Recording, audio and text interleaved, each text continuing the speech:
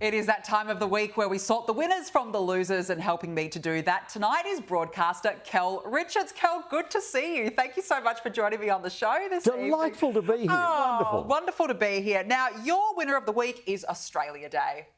Yes. Now, as you'd expect, it happens every year. The moaning myrtles of our society have come out of the woodwork, as they always do, in order to complain about Australia Day. 30,000 of them will march on the streets of Melbourne on Sunday to tell us how unhappy they are. In the meantime, 27 million Australians are really, really happy about Australia Day, and Australia Day is just being celebrated by everyone.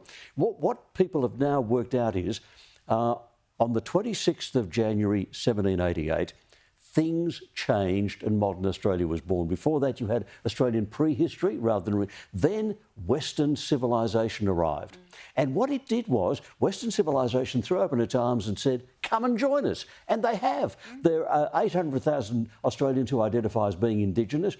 All of them have all of the benefits of modern Western civilisation. They have the technology. Yes. They all have the same phones we've got. Yeah. They've got the same wristwatches. They've got the same medicines. They've got the same technology. They've got the same democracy, the rule of law. So what's happened is everyone has embraced Western civilisation, and it began on the 26th of January 1788, and we celebrate that.